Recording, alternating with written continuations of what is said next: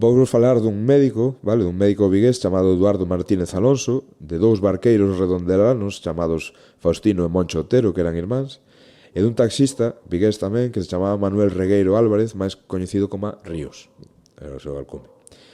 Todo se iniciaba do lado francés dos Pirineos, pois, onde a resistencia colaboraba co servicio de inteligencia inglés, pois nunhas rutas de evacuación pensadas para todo tipo de perseguidos polo nazismo, é dicir, de xudeus ata militares incluso que quedaran cercados ou pilotos que se estrellaran en territorio inimigo, opositores políticos, o que sea, vale?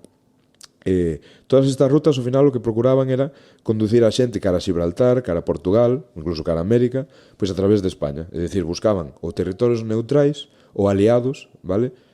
Aliados, refírome non aliados de Alemanha, senón aliados do bando aliado, pois onde o Reich alemán non os puidera coller, sí? Claro, que pasa? Cando algún destes refuxados sí que era capturado en España, era internado nun campo de concentración que había en Miranda de Ebro, en Burgos, que era un centro xa utilizado durante a Guerra de España, pensado para que 500 internos, no que acabaron máis de 3.000 persoas, vale? O sea que vos podedes imaginar as condicións. Aquí, pois é onde aparece o noso médico ofrecéndose aos ingleses para colaborar en sacar as máximas persoas posibles, primeiro do campo, pero despois desta ruta de xente que viña dos Pirineos, no?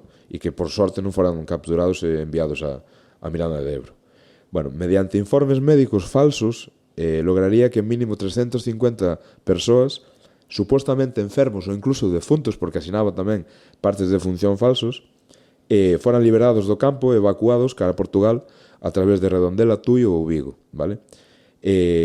Marchaban do campo en coches diplomáticos ou en ambulancias da Cruz Vermella, todo pensado para disimular e confundir, non?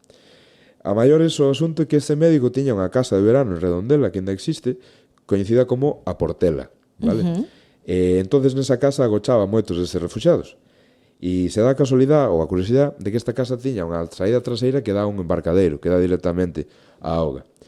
Entonces dende este embarcadeiro era con nocturnidade e alevosía, vale? Onde estes barqueiros Faustino e Moncho recollían os refuxados e os levaban ata o porto de Vigo de noite, onde, saltándose todo o control da Policía Española, porque a Policía Española colaboraba tan alegremente coa Gestapo, que estaba aquí en España e demais, e subían a bordo de buques que zarpaban pois cara a seguridade de outros países. É dicir, en vez de pasar polo risco dun control para subir unha aduana ou así, para subir un barco, de noite achegábanse, ti fíjate, dende Redondela ata o porto de Vigo nunha barca de remo, vale?